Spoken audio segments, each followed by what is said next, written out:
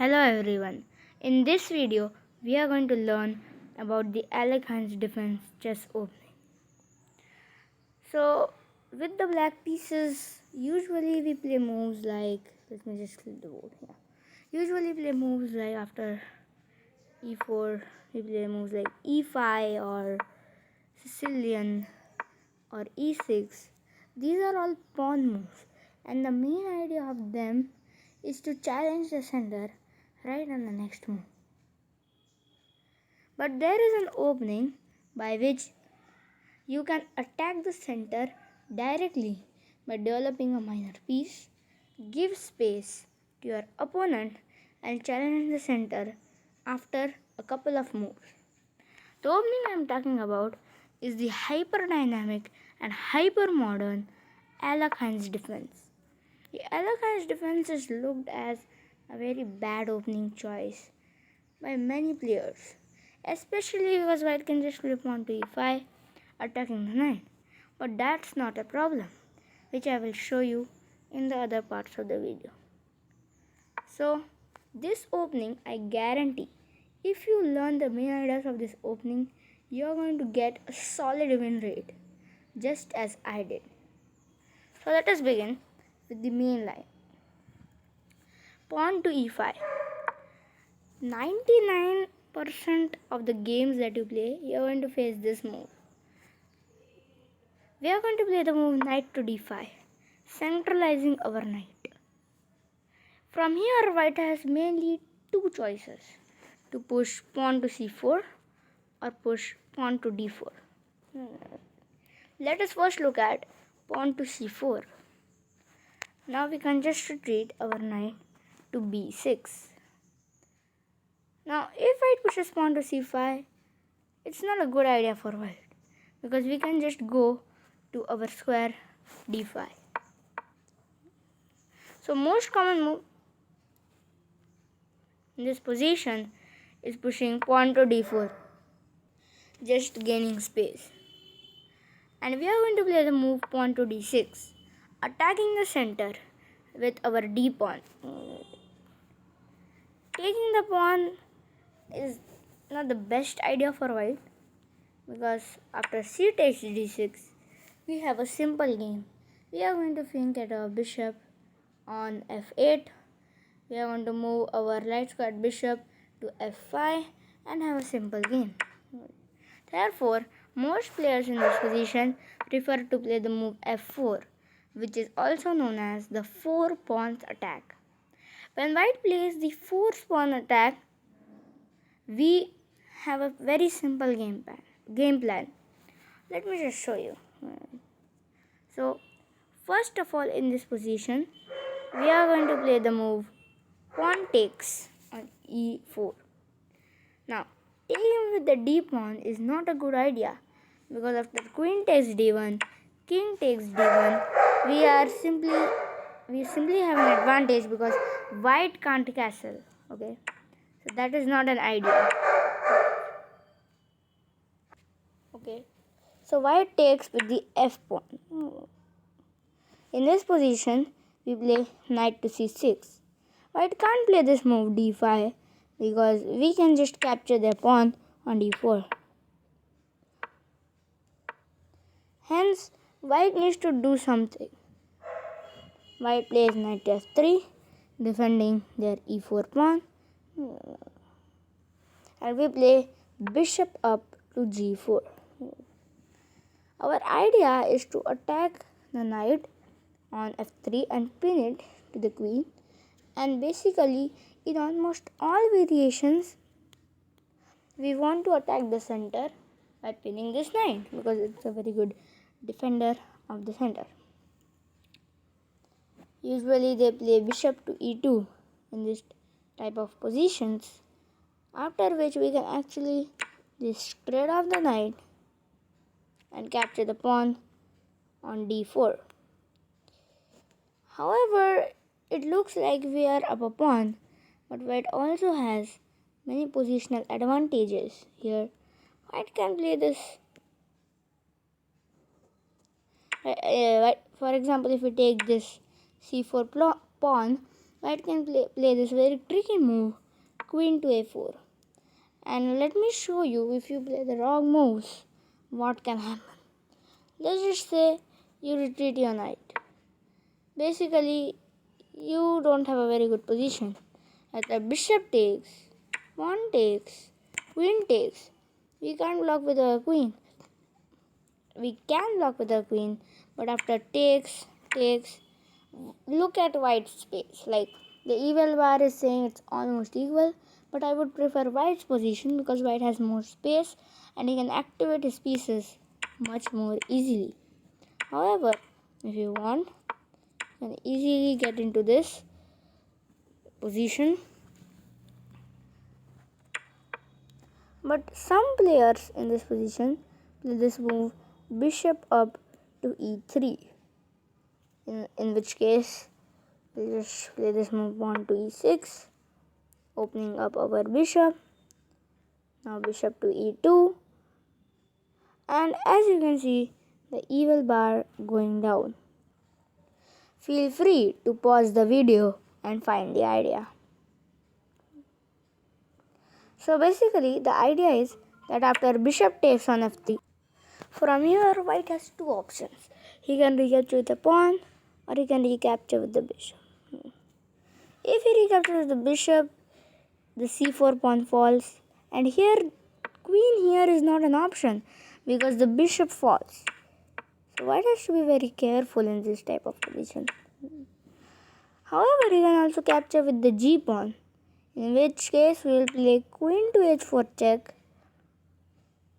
The bishop will have to retreat to f2, and then we would play this move queen to f4.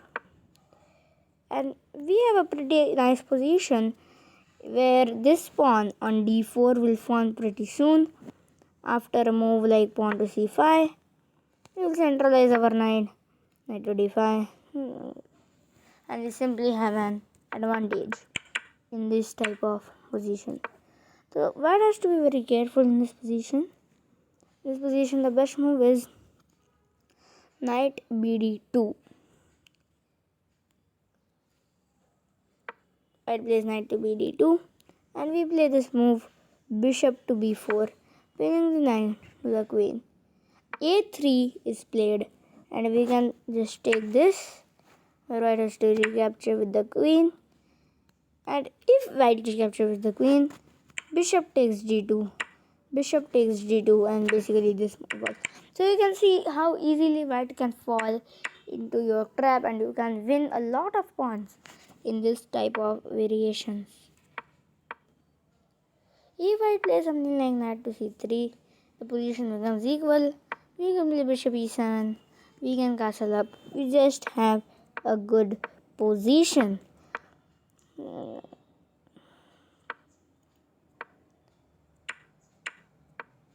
Now, as you know everything about the 4 pawns attack, let us get to know about other variations of the Alekhine defense.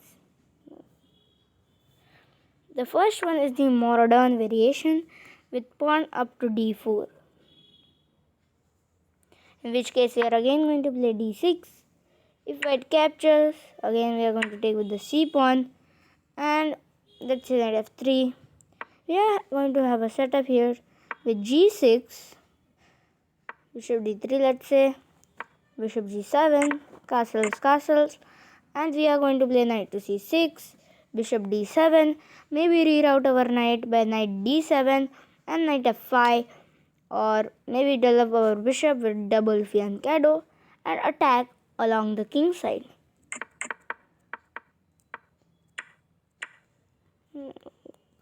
Most white players will play knight up to f3, which is the Albert variation, in which case we will simply take here.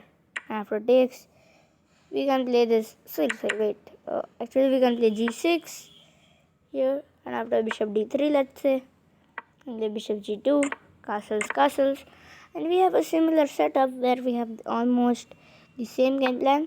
Remember, whenever white plays this move of pawn to c4, You always have this retreat square, knight to b6. They can't push, they get taken, and we can have a very nice game plan from here. Just develop your pieces and develop an attack. So now you know about the two main lines. One important note here: after d4, d6, it can also transpose into the 4 pawns attack. Keep a note of this. However, white also has other sidelines, which we will face if you are probably under 1000.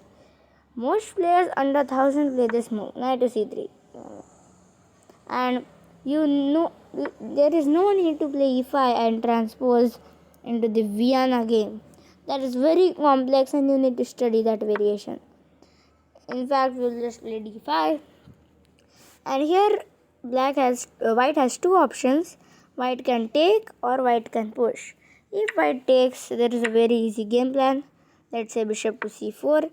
We have this move of knight takes c3 is actually the top engine move, but instead I would prefer a more solid move c6.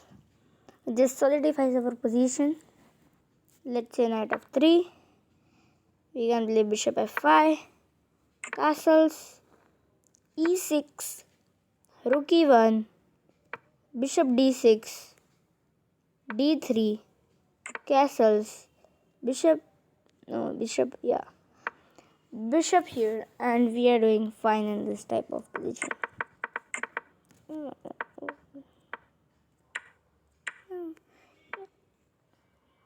Here white can also push, in which case we will go into a French setup. By playing knight d7, white will play d4.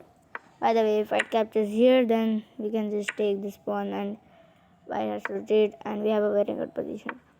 So white plays d4, defending their pawn on e4, in which case we play the move pawn to e6, transposing into the French defense.